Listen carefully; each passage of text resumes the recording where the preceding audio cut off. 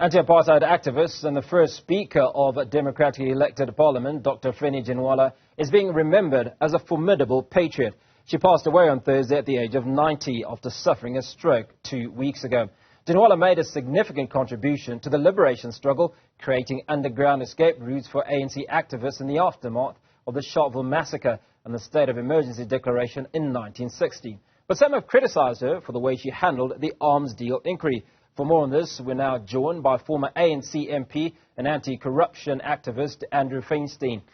Andrew, very good afternoon. A lot has been said about the incredible role she played as the first Speaker of the Democratic Parliament.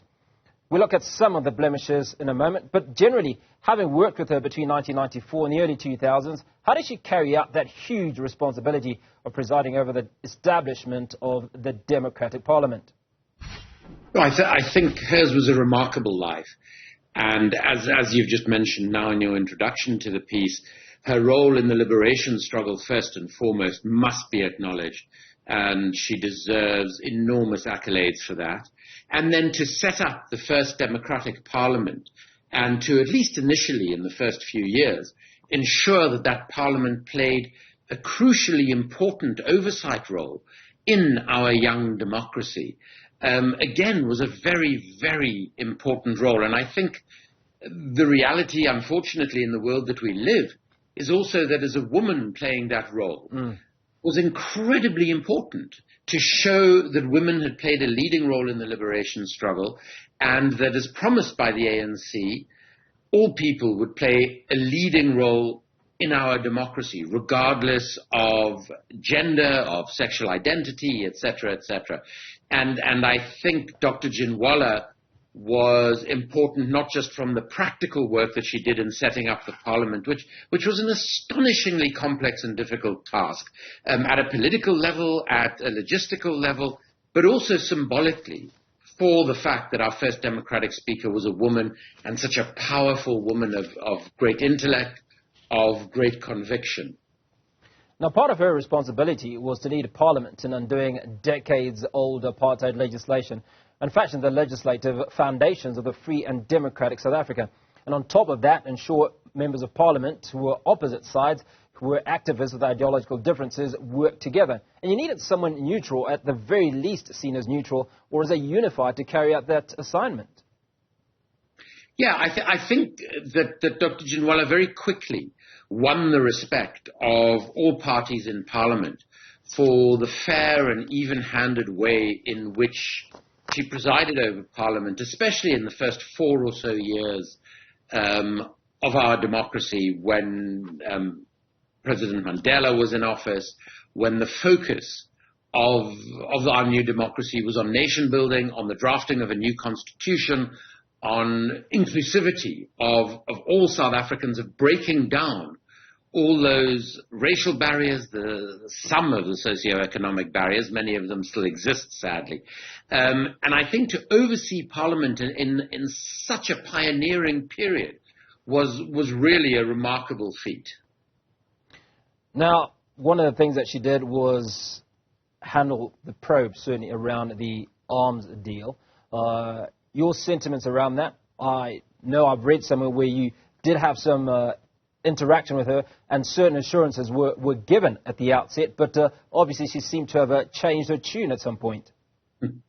Yeah, I think, what happened between Dr. Ginwala's handling of all the other things we've been talking about and her handling of investigations into massive corruption in South Africa's arms deal. We're talking about $350 million of bribes being paid by various global arms firms, which, happens all the time in the world. But for this to happen so soon after the establishment of our democracy was a shame.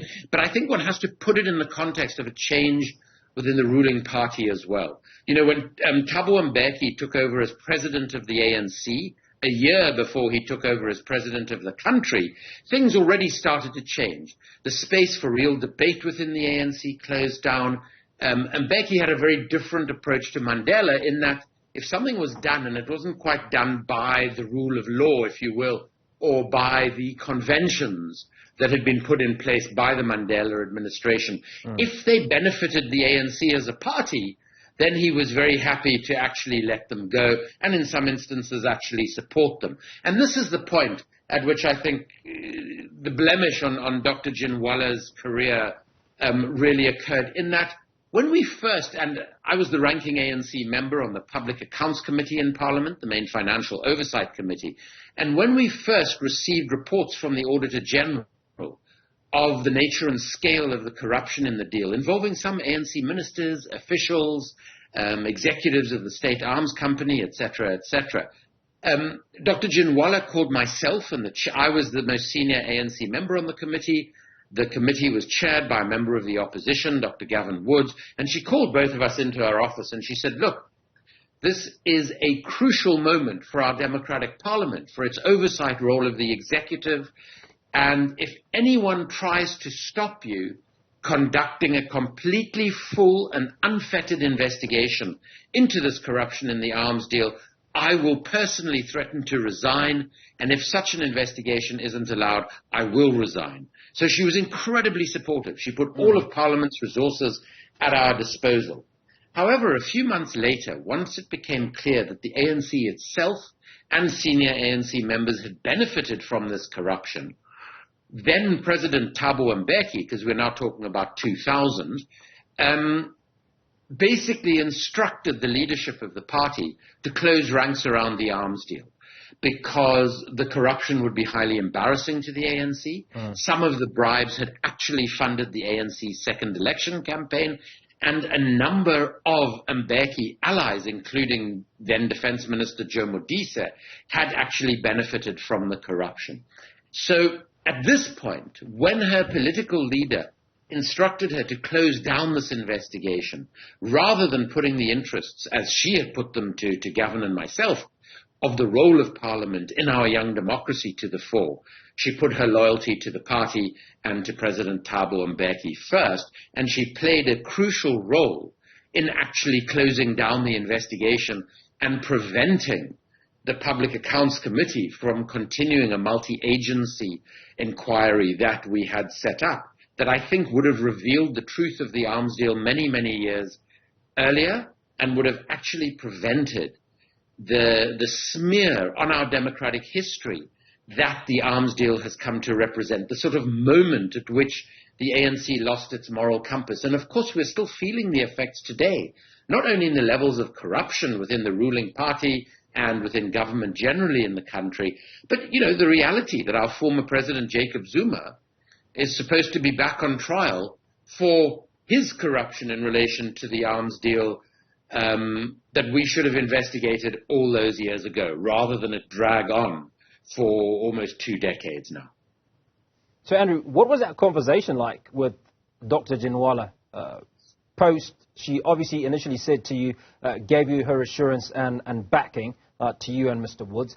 Did she then come back to you and issue another instruction, or did you have another conversation with her before you felt that the investigation was being stymied, if you will?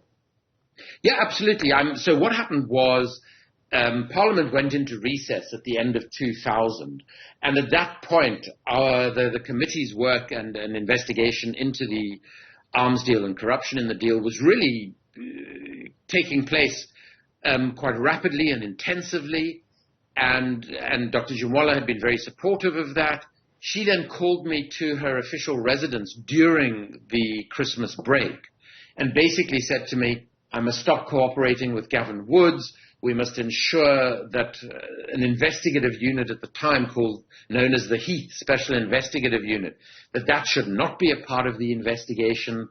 And so I started to see then that she was starting to pull back a bit. And that, Did you not question why? Oh, absolutely. We had a raging argument that was very difficult for me, because here was someone I greatly respected who was both just in terms of age, but also in terms of her political history and credibility, was massively my political senior, and who I greatly respected, and someone who had committed to me that she was going to ensure that this investigation took place. So I was extremely angry and very frustrated, and we had as I say, we had a very loud and raging argument, and I left her official residence very, very angry.